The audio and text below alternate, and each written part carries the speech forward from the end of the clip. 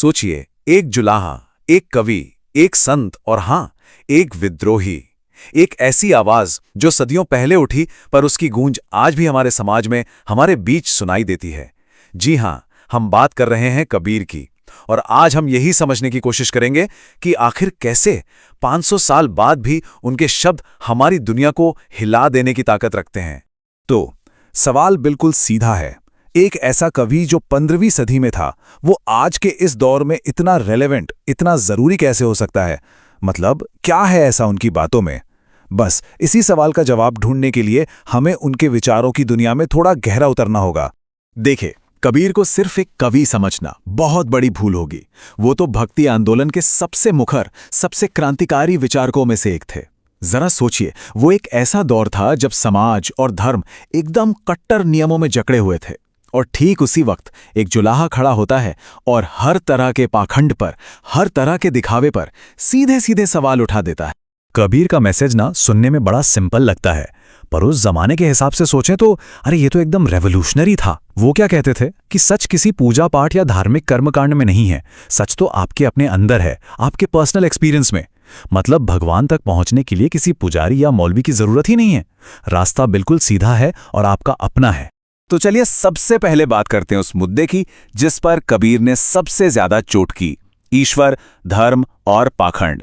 कबीर अपने चारों तरफ देख रहे थे कि कैसे धर्म के नाम पर पूरा समाज बटा हुआ है, और उन्होंने अपने दोहों को ही अपना हथियार बना लिया इन झूठी दीवारों को गिराने के लिए। अच्छा, उनकी सोच को समझने के लिए ना एक शब्द समझना बहुत जरूरी है, निर्गुण। कबीर के लिए ईश्वर निर्गुण था, मतलब जिसका कोई रूप नहीं, कोई रंग नहीं, कोई आकार नहीं, वो कोई मूर्ति नहीं है। वो एक ऐसी यूनिवर्सल एनर्जी है, एक ऐसी शक्ति है जिसे आप किसी मंदिर या मस्जिद की दीवारों में कैद कर ही नहीं सकते। अरे वो तो हर जगह है, कण कण में है। और यही उनके पूरे दर्शन का आधार था। और इसी निर्गुण वाली सोच के साथ उन्होंने समाज की सबसे बड़ी नब्ज पकड़ी, और वो थी कर्मकांड का दिखावा। और सबसे मजेदार बात जानते हैं क्या है? कबीर ने किसी का पक्ष नहीं लिया। वो किसी एक टीम में नहीं थे। उन्होंने जितनी तीखी आलोचना मूर्ति पूजा, जनेऊ और तीर्थ यात्रा की, उतनी ही जोर से दी जाने वाली अजान, रोजों और काबा की यात्रा की भी की, क्योंकि उनकी नजर में ये सब सिर्फ बाहरी आडंबर थे, असली चीज से ध्यान भटकाने वाले तरीके। तो सवाल यह है कि अगर यह सब गलत था तो फिर सही क्या था, समाधान क्या था? इसका जवाब कबीर ने अपने इस कमाल के दोहे में दिया है। अवल अल्लाह नूर उपाया कुदरत के सब बंदे, एक नूर ते सब जग उपजा, कौन भले कौन मंदे। मतलब कितना सीधा और गहरा है। वो कह रहे हैं कि जब बनाने वाला एक है और हम सब उसी की रोशनी से बने हैं, तो फिर कोई अच्छा और कोई बुरा कैसे हो गया, कौन ऊंचा कौन नीचा? उनका पूरा जोर इसी बात पर था कि इन धार्मिक लेबल्स को हटाओ और देखो, अंदर तो हम सब एक ही हैं। तो ठीक है, ये तो हुई वो बातें जिनके कबीर खिलाफ थे, पर वो किस चीज के पक्ष में थे? मतलब अगर ये सब कर्मकांड धर्म नहीं है, तो फिर उनकी नजर में सच्चा धर्म क्या था? उनके लिए सच्चा धर्म था इंसानियत का धर्म। एक ऐसा धर्म जो किसी कट्टर किताब या सिद्धांत पर नहीं, बल्कि मोरालिटी पर, नैतिकता पर टिका हो। तो कबीर के सच्चे धर्म के पिलर्स क्या थे? वो थे प्रेम, सत्य, दया, करुणा, अहिंसा, क्षमा और सदाचार, यानी अच्छा व्यवहार। उनके लिए असली ज्ञान मोटी मोटी किताबें रटने में नहीं था। तभी तो उन्होंने कहा, पोथी पड़ी पड़ी जगमुआ, पंडित भया न कोय, ढाई आखर प्रेम का, पढ़े सो पंडित होए। बस यही थी उनकी पूजा, यही थी उनकी इबादत। और जरा सोचिए, ये जो वैल्यूज हैं, प्रेम, दया, सच्चाई, क्या ये कभी पुरानी हो सकती हैं? कभी नहीं। और शायद इसीलिए कबीर आज भी इतने नए, इतने ताजे लगते हैं। अच्छा, यहां एक बहुत ही इंटरेस्टिंग सवाल आता है। क्या कबीर पैसे के, धन दौलत के पूरी तरह से खिलाफ थे? क्योंकि अक्सर लोग ऐसा ही सोचते हैं, है ना? पर असलियत में उनकी सोच कहीं ज्यादा गहरी और सच कहूं तो प्रैक्टिकल थी। इसका जवाब मिलता है उनके इस मशहूर दोहे में, साईं इतना दीजिए जामे कुटुंब समाए, मैं भी भूखा ना रहूं, साधु ना भूखा जाए। ध्यान से देखिए, वो पैसे के खिलाफ नहीं है, वो पैसे के लालच, उसे जमा करने की होड़, उसके खिलाफ हैं। वो भगवान से बस उतना मांग रहे हैं जितने में परिवार का गुजारा हो जाए और दरवाजे पर आया कोई साधु, कोई मेहमान भूखा ना जाए। ये ज़रूरत और लालच के बीच का बैलेंस है। और आज की हमारी कंज्यूमरिस्ट दुनिया के लिए ये बात कितनी बड़ी सीख है। चलिए अब आते हैं इस विश्लेषण के आखिरी और शायद सबसे जरूरी हिस्से पर।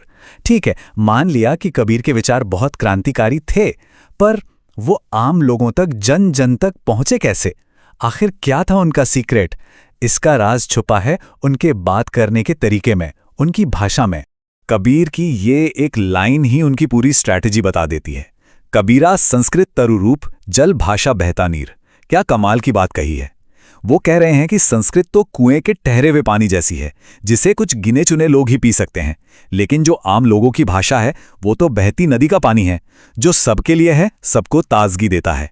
और इसीलिए उन्होंने जानबूझकर पंडितों और विद्वानों की मुश्किल भाषा को छोड़ा और जन भाषा को, आम आदमी की बोली को अपनाया।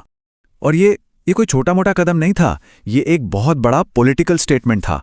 ऐसा करके उन्होंने सीधे सीधे ज्ञान पर कुछ खास लोगों के एकाधिकार को, उनकी मोनोपोली को चैलेंज कर दिया। और नतीजा ये हुआ कि उनके शब्द किसी एलीट क्लास तक सीमित नहीं रहे, वो सीधे आम आदमी के दिल में उतर गए। क्यों? क्योंकि कबीर उन्हीं की भाषा में, उन्हीं के रोजमर्रा के जीवन से उदाहरण लेकर बात कर रहे थे। उनकी बातें किताबों में नहीं, लोगों की जुबान पर जिंदा रहीं। तो आखिर में अगर हम सब कुछ समेटें तो कबीर की विरासत क्या है? उनके 4 सबसे बड़े योगदान क्या हैं? पहला, उन्होंने जाति और धर्म से ऊपर उठकर एक यूनिवर्सल ह्यूमैनिटी की बात की। दूसरा, उन्होंने हमें नैतिक जीवन जीने के लिए एक टाइमलेस गाइड दी। तीसरा, उन्होंने जमाखोरी और शोषण के खिलाफ बोलकर इकोनॉमिक जस्टिस की नींव रखी। और चौथा और सबसे जरूरी, वो एक यूनिफाइंग फोर्स हैं। उनका एकता का संदेश आज के इस बटे हुए समाज में शायद पहले से भी कहीं ज्यादा जरूरी हो गया। और इस पूरी बातचीत को खत्म करते हैं कबीर के इस अमर दोहे के साथ, जो उनके पूरे दर्शन का, उनकी पूरी सोच का सार है। जाति न पूछो साधु की, पूछ लीजिए ज्ञान। मोल करो तलवार का, पड़ा रहन दो म्यान। देखिए कितना साफ संदेश है। हमारी जाति, हमारा धर्म, हमारी बाहरी पहचान, ये सब तो बस तलवार की म्यान की तरह हैं, कवर की तरह। असली कीमत तो अंदर के ज्ञान की है, उस तलवार की धार की है। ये सवाल कबीर ने 500 साल पहले समाज से पूछा था, और यही सवाल आज भी हवा में तैर रहा है हम सबके लिए, कि हम म्यान को देखकर इंसान को परख रहे हैं या उसकी तलवार यानी उसके ज्ञान और गुण को समझ रहे हैं।